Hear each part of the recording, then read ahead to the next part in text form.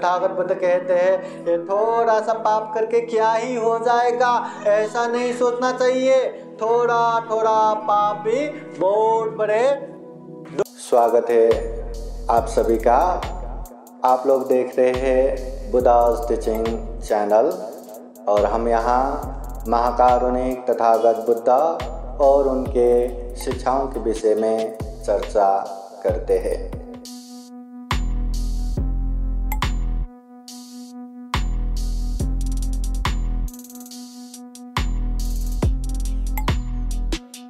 नमो तस्सा भगवतो अरहतो सम्मा सम्बुद्दस्सा।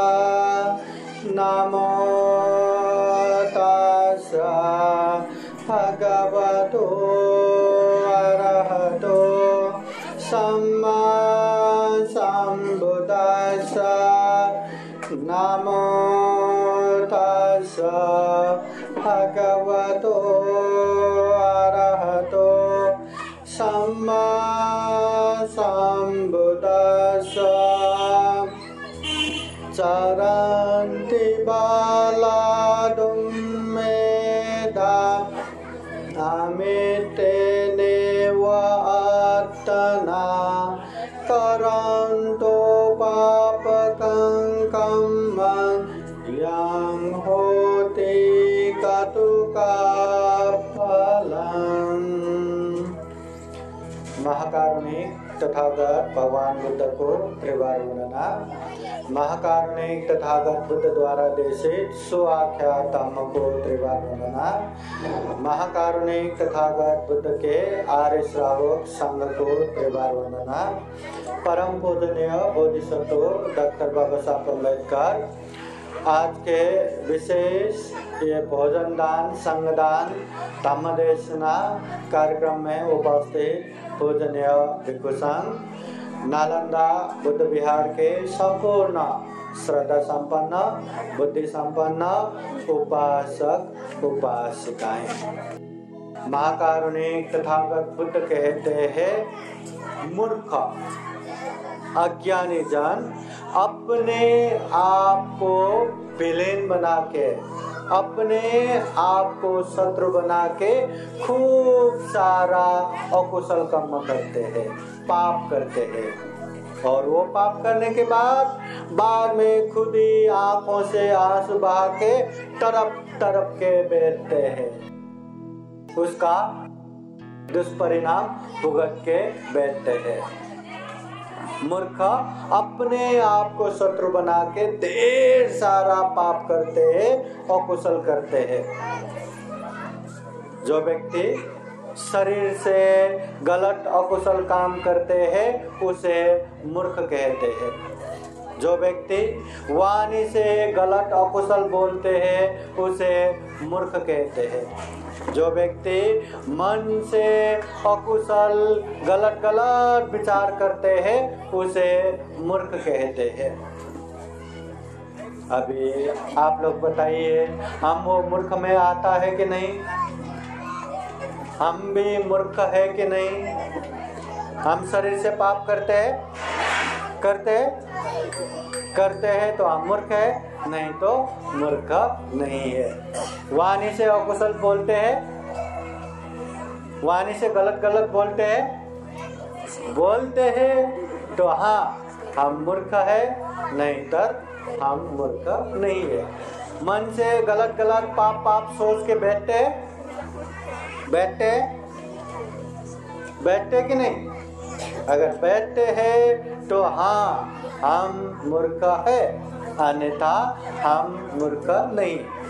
महाकारुणिक तथागत बुद्ध कहते हैं ये वाणी से मूलतः 3 पाप करते हैं। पानातिपाता प्राणी हिंसा करते हैं, अदिन्ना दाना चोरी करते हैं, कामेषु मिथ्याचारा काम मिथ्याचार व्यभिचार करते हैं। ये शरीर से करने वाला 3 पाप हम करते हैं कि नहीं? हाँ करते हैं। वाह, तो हम भी मूर्ख है। अगर हमें मूर्ख नहीं होना है तो ये पाप नहीं करना। फिर तथागत बुद्ध कहते हैं वाणी से भी 4 तरह का पाप करते हैं। मुसावादा असत्य झूठ बोलते हैं, पिसून वाचा चुगली करते हैं, संभपलाप वाचा कड़ा अपशब्द बोलते हैं और निंदा चर्चा करते हैं। ये 4 तरह का पाप ये वाणी से करते हैं। तो हम ऐसे वाणी से बोलते हैं क्या? झूठ बोलते हैं, असत्य बोलते हैं, चुगली करते हैं, निंदा चर्चा करते हैं, हाँ, लोगों को गाली देते हैं। अगर हम देते हैं, अगर इस तरह का वाणी से पाप करते हैं तो यस हम मूर्ख है।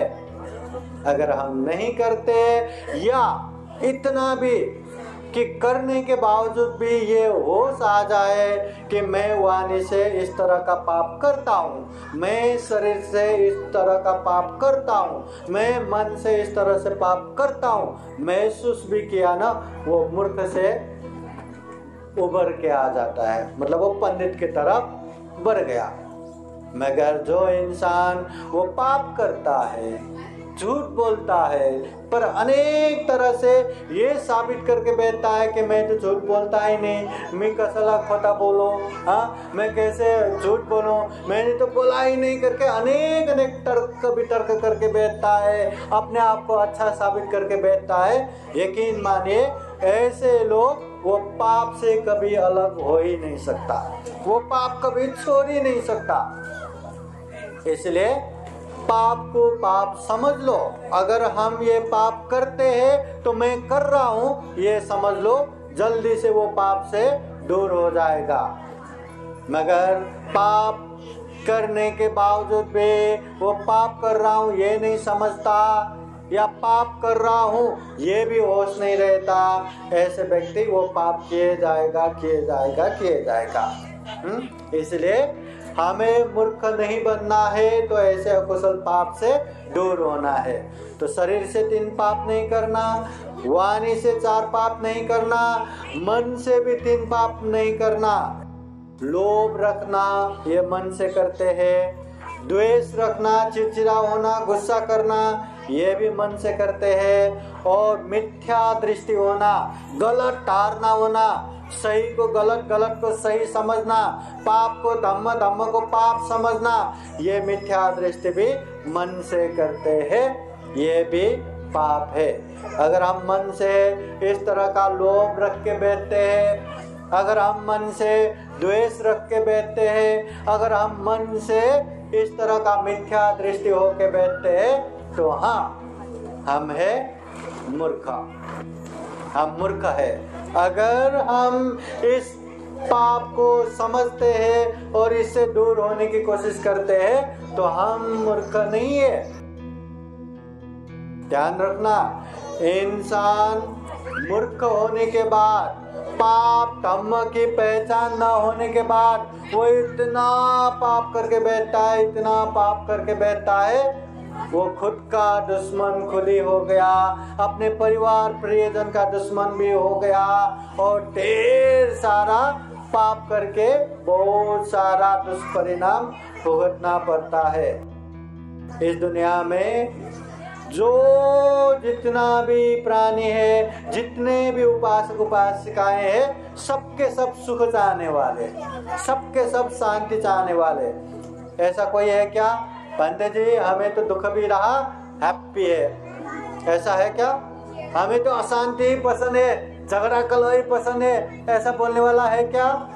सबको सुख शांति पसंद है, और वो सुख शांति के लिए ही सारे लोग अनेक तरह के काम करते हैं। एक बच्चा पढ़ाई करते हैं, वो भी बड़े होके पढ़ाई लिखाई होने के बाद मुझे सुख शांति मिलेगा, यही सोच के पढ़ाई करते हैं।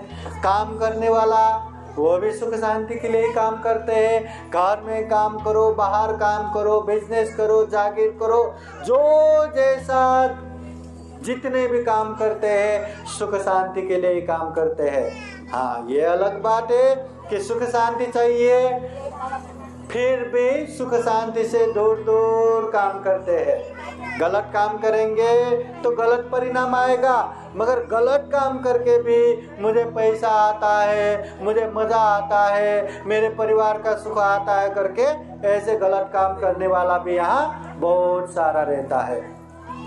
और ऐसे लोग अपने आप को दुश्मन बना के ढेर सारा अकुशल करता है, ढेर सारा पाप करता है। थोड़ा थोड़ा पाप बहुत बड़े दुख अशांति का कारण बनता है। आप लोगों को ये आग का चटका पता है? हाँ, पता है? आग का चटका पता है ना? आग हमें जलाए, 1 सेकेंड जलाओ तो भी पीड़ा होता है कि नहीं? 1 मिनट जला के रखो पीड़ा होता है कि नहीं? 1 घंटा जला के रखो पीड़ा होता है कि नहीं? 1 घंटा छोड़ो, 2 सेकेंड भी हमें जलाया तो भी पीड़ा होता है। उसी तरह कोई व्यक्ति पाप करता है तो पाप का दुष्परिणाम हमें आता ही है। जो बड़ा पाप करता है लंबा लंबा बड़ा दुख अशांति आएगा, जो कम करता है कम आएगा, मगर आना ही है। महाकारुणिक तथागत बुद्ध के समय में बुद्ध बनने के बाद सबसे पहले मगध देश के राजगृह की तरफ गए और तथागत बुद्ध के उपदेश सुन के मगध के राजा बिंबिसार भी उपासक बने। बहुत सारे लोग भी बुद्ध के उपदेश सुन के धर्मचक्षु प्राप्त किए और तथागत बुद्ध प्रमुख भिक्षु संघ रहने के लिए वेलुवन विहार दान दिया। हाँ, बांस के बगीचा बुद्ध प्रमुख भिक्षु संघ रहने के लिए दान दिया। तथागत बुद्ध यही वेलुवन विहार में रहते समय की घटना है। बहुत सारे उपासक उपासिकाओं को, भिक्षुओं को तथागत बुद्ध धम्म देशना दे रहे थे। तो ऐसे समय में न जाने कहाँ से एक कुष्ठ रोगी सुपबुद्ध वहीं आते और भीड़ देखने के बाद अब वो दरिद्र है, गरीब है, महामारी कुष्ठ रोगी है, हमेशा लोगों से छी दूर दूर होता है, घृणा होता है। लोग देखने के बाद ऐसा लगता है कुछ कार्यक्रम हो रहा होगा, कुछ तो खाने को मिलेगा। वो भी कहाँ से वो भीड़ की तरफ आए और भीड़ के नजदीक भी नहीं जा सकता, लोग उसको मारेंगे, गाली देंगे। तो भीड़ के थोड़ा सा दूर रह के वो बैठा रहा। कार्यक्रम खत्म होगा, कुछ तो खाने को मिलेगा, बैठा रहा।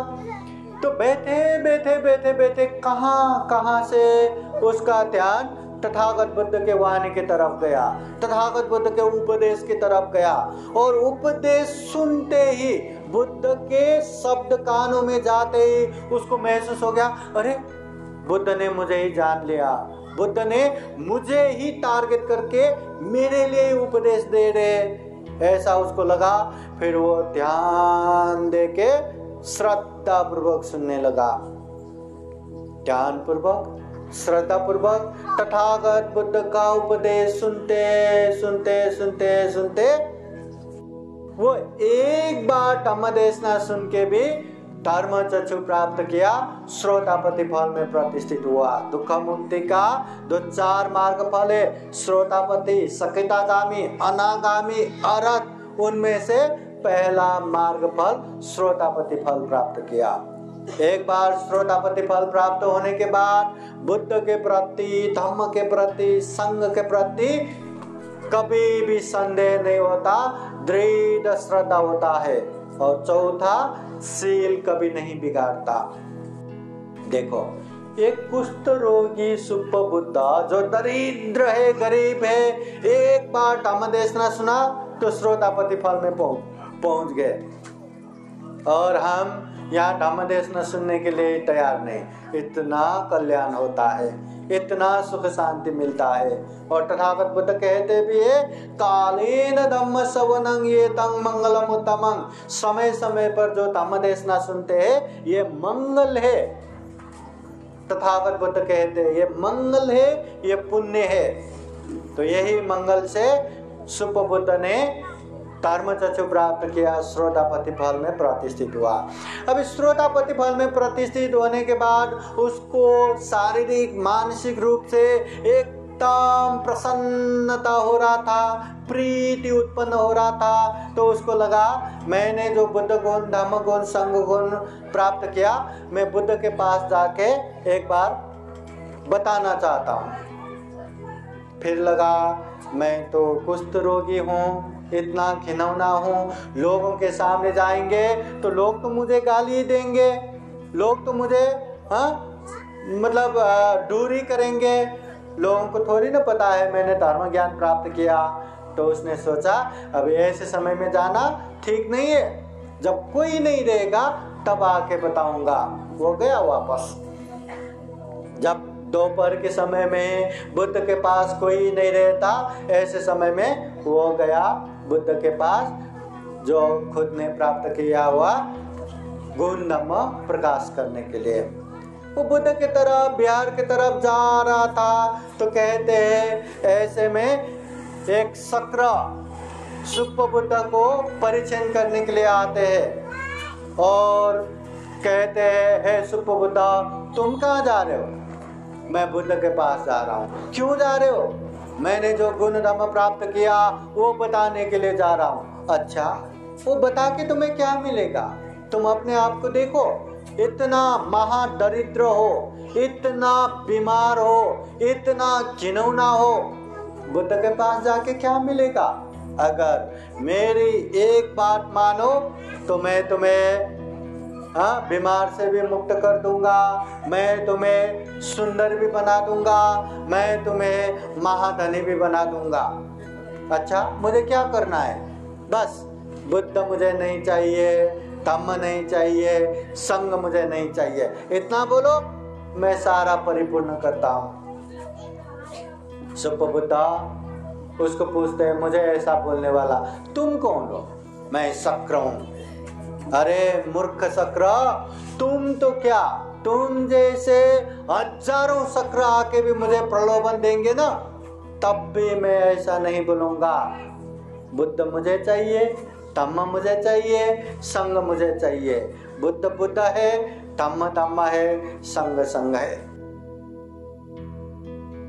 सुप्प बुद्ध कुष्ठ रोगी ऐसा जवाब देते हैं। हमें अगर किसी ने ऐसा बोला होता तो, अरे आज बिहार में क्या प्रोग्राम है, चलो मूवी देखने जाना है। अच्छा, तुम दिखा रहे हो, चलो आता हूँ। हाँ, 1000 रुपये देंगे, 1000 रुपये दोगे खर्च, चलो आता हूँ। जाएंगे ना? अगर कोई हमें 1000 रुपये देंगे, 5000 रुपये देंगे बोले तो जाएंगे कि नहीं?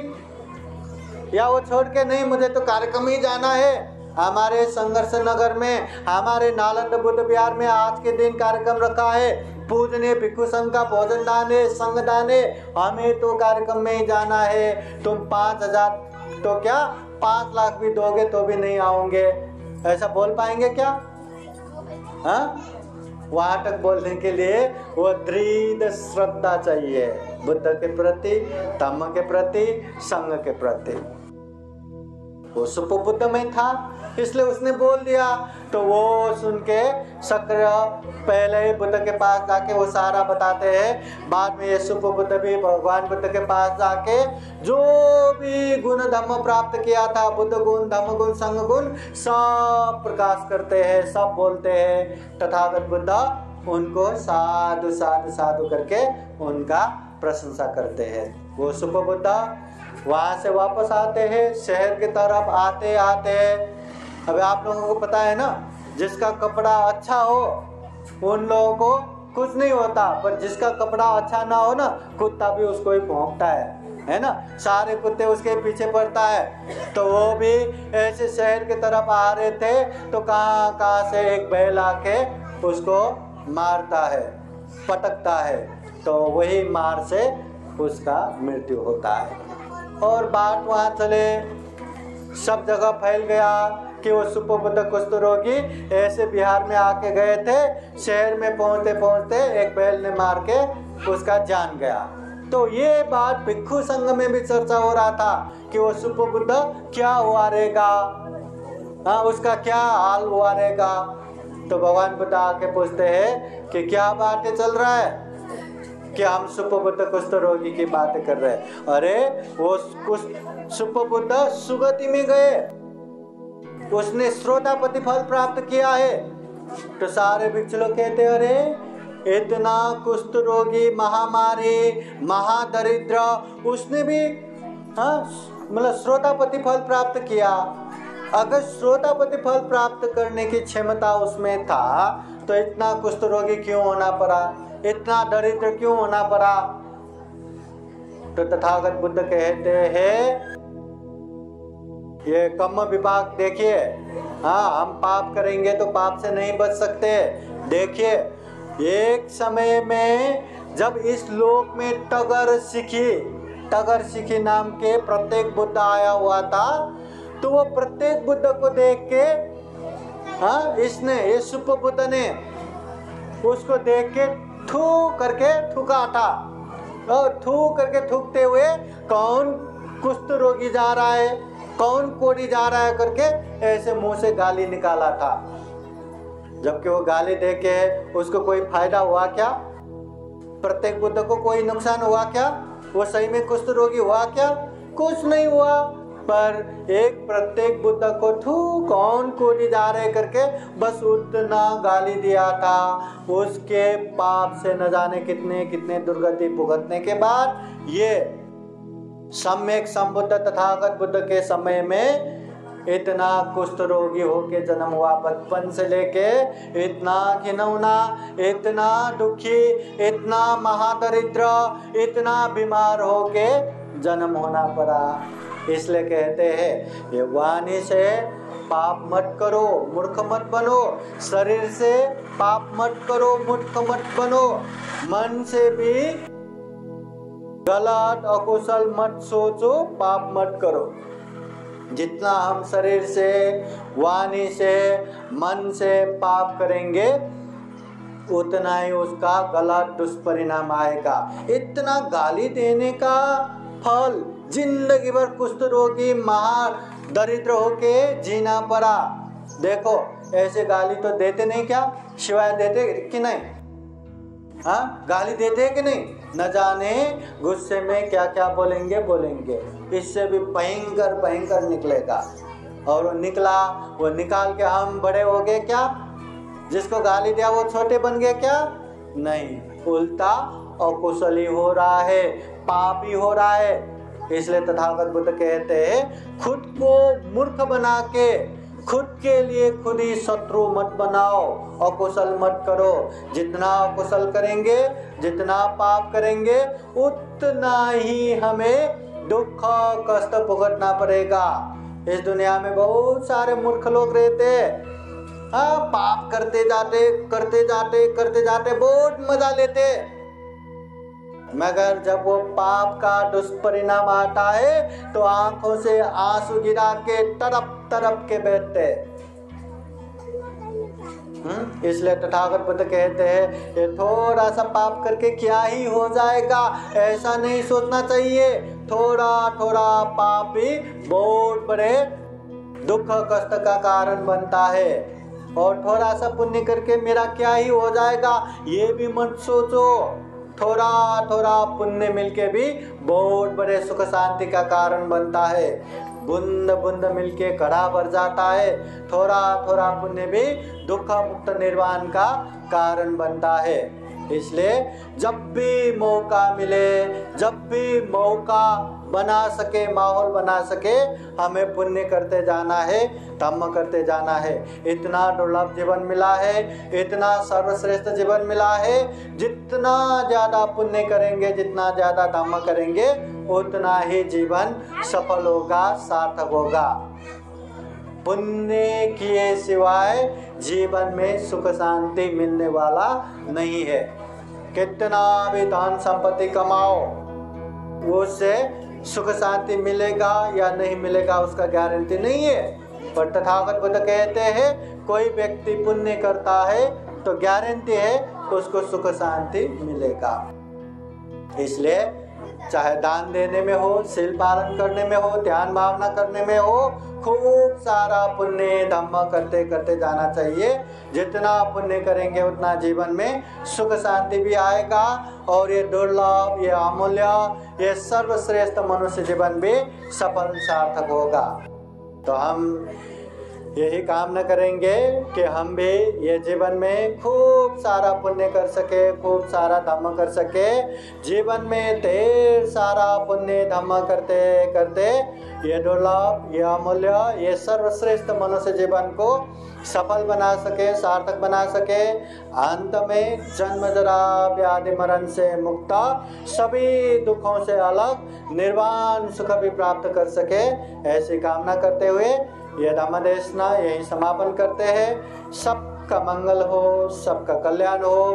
भवतु सब मंगलम। साधु साधु साधु।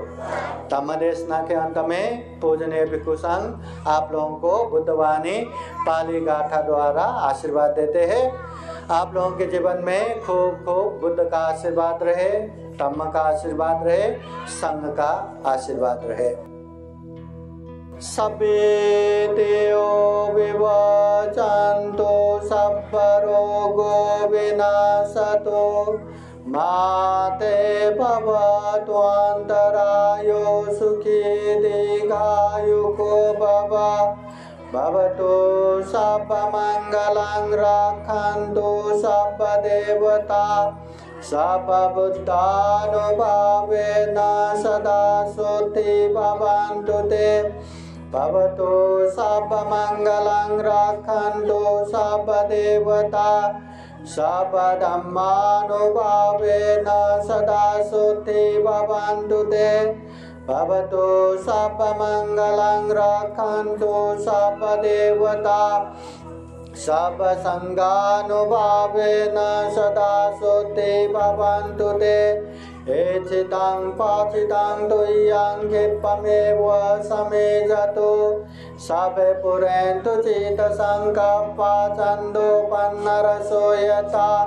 आयु आरोग्य सम्पत्ति सक सम्पत्तिमेव च अतो निब्बान सम्पत्ति हिमिनाते समेजतु। साधु साधु साधु। बुद्धं नमामि, धम्मं नमामि, संघं नमामि, अहं वन्दामि सर्वदा। सबका मंगल हो, सबका कल्याण हो, सुखी हो, सुखी हो, सुखी हो। साधु साधु साधु। बुद्धं नमामि, बुद्ध को नमन करता हूँ।